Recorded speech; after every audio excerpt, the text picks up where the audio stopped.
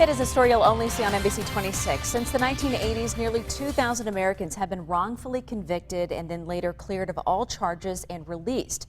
But how do you justly compensate someone for those years that are lost? Good question. Daryl Dwayne Holloway of Milwaukee spent 24 years at the Green Bay Correctional Institution for a crime he didn't commit. Now free, he's looking for justice and asking, what is the price of life?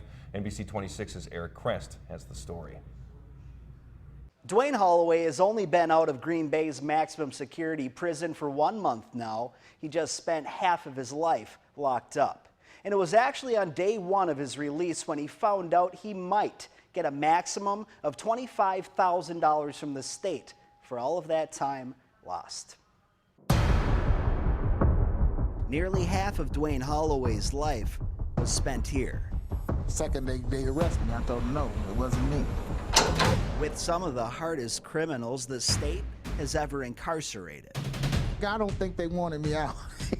So, I had to prove myself. How you doing, baby? New methods of testing DNA evidence ultimately cleared him of the crime he didn't commit, so his freedom was ordered.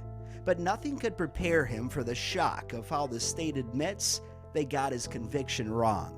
What they telling me is they take almost a quarter of a century from me, and I'm gonna give you a little over $1,000 a year for each year that you've been in. Nah. Currently, 20 states in the U.S. have no compensation statute at all in the books for the wrongfully convicted and incarcerated. For the other 30 states, payouts can vary across the board. There was a bill in the last 2 years in the last session which talked about expanding it. That didn't get out of committee, so we're one of the lowest in the country. Even Texas would give $80,000 per year for wrongful incarceration. Wisconsin's law on compensation for the wrongfully convicted and imprisoned is over 100 years old.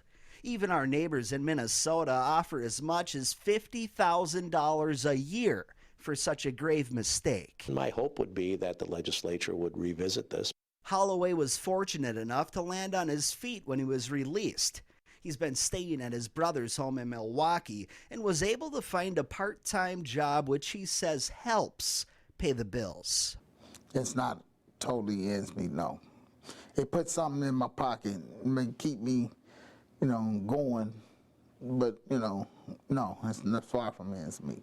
But he was never given the resources to figure out housing arrangements, how to establish or pay for health care, or something as basic as setting up a bank account. We've had to get him his health insurance card through Badger Care, tried to get him in local programs to get some food assistance, rent assistance, transportation. Those have yet to come through. And now we're also talking about education. And while there are other legal actions that his attorney plans on pursuing, that could bring as much as a 6-figure settlement to compensate Holloway, the road is likely long and uncertain. Hard to predict. So for the time being, after merely a month of being free, Holloway isn't focusing on being compensated, but rather all of those lost moments, like his mother's funeral that he couldn't attend, his kids' graduations, and the countless moments in life that are worth their weight in gold. We got Thanksgiving coming up, and it's going to be the first one, so I'm going to enjoy it. I'm just going to smile and just sit back and just watch everybody and take it all in.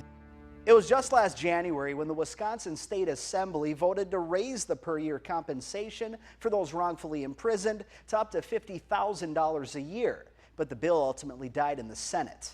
Recently, Governor Walker went on record with us stating increasing such compensation is worth looking at going forward. Keeping you connected, I'm Eric Krest with NBC 26.